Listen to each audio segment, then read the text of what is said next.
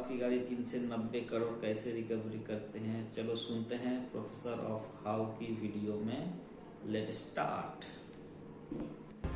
मुझे पता है आप क्या सोच रहे हो। इनकम टैक्स रेट की वीडियो में ये 20 शादी की गाड़ियां क्या कर रही हैं। लेकिन क्या हो अगर आपको मैं बोलूं कि उस दिन 20 नहीं, 50 नहीं, 100 नहीं, टोटल 120 शादी की गाड़ियां इनकम टैक्स रेड मारने गई थी। अपने इंडिया के मैप में यहाँ है महाराष्ट्र और इस राज्य में मुंबई से 400 किलोमीटर दूर है ये जालना। 120 शादी की गाड़ियां लेके 260 इनकम टैक्स ऑफिसर्स ने यहाँ जालना में ही रेड मारी थी। इस पूरी इनकम टैक्स रेड में टोटल 390 करोड़ का माल जब्त किया गया था। आज सिर्फ 5 मिनट में इंडिया के सबसे क्रेजिएस्ट इनकम टैक्स रेड की कहानी हम देखेंगे और लास्ट में जो फार्म हाउस वाला ट्विस्ट है वो देख के तो आपके होश ही उड़ जाएंगे। लेकिन हर बार की तरह शुरू से शुरू करते हैं।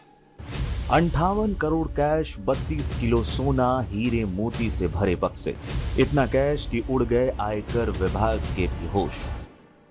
ये देखो, ये है जालना। जालना महाराष्ट्र राज्य में एक बहुत ही छोटा सा डिस्ट्रिक्ट है। जालना में अगर कोई काम सबसे ज्यादा किया जाता है तो वो है स्टील का। इनफैक्ट जालना को महाराष्ट्र की स्टील कैपिटल भी कहा जाता है। इसी जालना में स्टील बनाने वाली दो बहुत ही फेमस कंपनियां थी, SRJPT स्टील्स और कालिका स्टील्स। रेड मारने से कुछ दिन पहले की ही बात है। इनकम टैक्स डिपार्टमेंट और GST काउंसिल को एक टिप मिलती है कि SRJPT स्टील्स और कालिका स्टील्स यानी कि स्टील बनाने वाली ये दोनों कंपनियां टैक्स इवेजन कर रही है। Sir, sorry to disturb you, लेकिन अभी एक टिप मिली है कि 120 करोड़ रुपए का टैक्स इवेजन हुआ है। टैक्स इवेजन का बहुत ही सिंपल सा मीनिंग होता है टैक्स की चोरी करना। सबसे शॉकिंग पार्ट ये है कि इनकम टैक्स डिपार्टमेंट और GST काउंसिल को जो टिप मिली थी उसमें 120 करोड़ रुपए की टैक्स चोरी की बात की गई थी। टिप मिलते ही बिना समय बर्बाद किए तुरंत ही इनकम टैक्स डिपार्टमेंट ने अपनी नासिक ब्रांच को इस बात की जानकारी दी। नासिक ब्रांच में इनकम टैक्स ऑफिसर्स ने SRJPT स्टील्स और कालिका स्टील्स पर रेड यानी कि छापा मारने का प्लान बनाया। अब टिप इतने ज्यादा अमाउंट की मिली थी कि इस रेड के लिए इनकम टैक्स डिपार्टमेंट को मजबूरन लगभग 260 इनकम टैक्स ऑफिसर्स को चुनना पड़ा। सब कुछ सही चल रहा था, लेकिन एक बहुत बड़ी दिक्कत वाली बात ये थी कि जालना काफी छोटा शहर है और इतने सारे ऑफिसर्स अगर वहां एक साथ पहुंचे तो ये बिजनेस ग्रुप्स अलर्ट हो जाएंगे। फॉलोइंग दिस, इस रीजन से रेड फेल तक हो सकती थी, जो इनकम टैक्स डिपार्टमेंट के लिए काफी प्रॉब्लम वाली बात थी। इस प्रॉब्लम का सॉल्यूशन निकालने के लिए और टारगेट को रंगे हाथों पकड़ने के लिए एक गेम प्लान बनाया गया और ये प्लान था इस कहानी में फिल्मी तड़का देने का। सबसे important catch,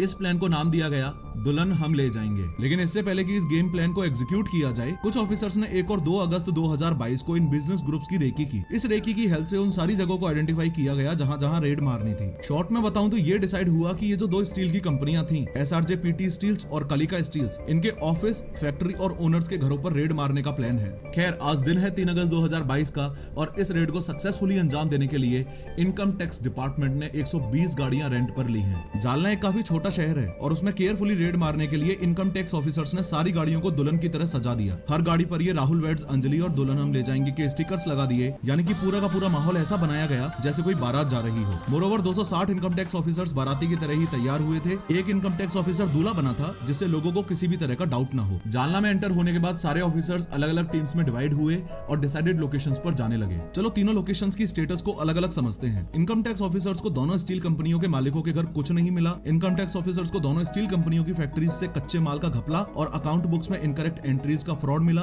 income tax officers को दोनों स्टील कंपनियों के ऑफिसेज में से फर्जी कंपनीज के डॉक्यूमेंट्स और GST फ्रॉड्स की इंफॉर्मेशन मिली। सर्च ऑपरेशन करते करते शाम हो चुकी थी। जितना इनकम टैक्स वालों ने एक्सपेक्ट किया था उस हिसाब से कुछ भी नहीं मिल रहा था और सभी ऑफिसर्स का कॉन्फिडेंस ऑलरेडी डाउन हो रहा था। तभी कुछ ऐसा हुआ जिसने इस केस में फिर से नई जान डाल दी। SRJPT स्टील्स के ऑफिस से कुछ डॉक्यूमेंट्स बरामद हुए जिनमें एक फार्म हाउस का जिक्र बार बार कर रखा था। आगे बढ़ने से पहले मैं आपके सामने क्लियर कर दूं कि जिस फार्म हाउस का जिक्र हो रहा है इसका उन दोनों स्टील कंपनियों के मालिकों से कोई लेना देना नहीं है। ये farm house private financier Pradeep Bora का था जो SRJPT स्टील्स और कालिका स्टील्स के काले कारनामों में उनका साथ देता था। इनकम टैक्स ऑफिसर्स जब फार्म हाउस पहुंचे तो सामने सामने उन्हें कुछ नहीं मिला। जब उन्होंने ये दीवार तोड़ के देखी तो उसके पीछे उन्हें एक सीक्रेट रूम का गेट मिला। फाइनली गेट तोड़कर ऑफिसर्स अंदर गए तो वहाँ बहुत से गद्दे रोल होकर पड़े थे और कुछ अलमारियां रखी थी। गद्दों और अलमारियों को खोलकर देखा तो इनकम टैक्स ऑफिसर शॉक्ड ही रह गए। और ये बात सुनकर आपके पैरों के नीचे से जमीन खिसक जाएगी कि गद्दों के अंदर 500 के नोटों की हजारों गड्डियां छुपी हुई थी। अलमारियों में सोने की jewellery, gold coins, gold bricks, gold biscuits और डायमंड्स चमक रहे थे। फार्म हाउस में सर्च ऑपरेशन खत्म होते होते सुबह हो चुकी थी और अब बारी थी इस जब्त सामान की टोटल वैल्यू निकालने की। क्योंकि इतना कैश हाथ से गिनना पॉसिबल नहीं था,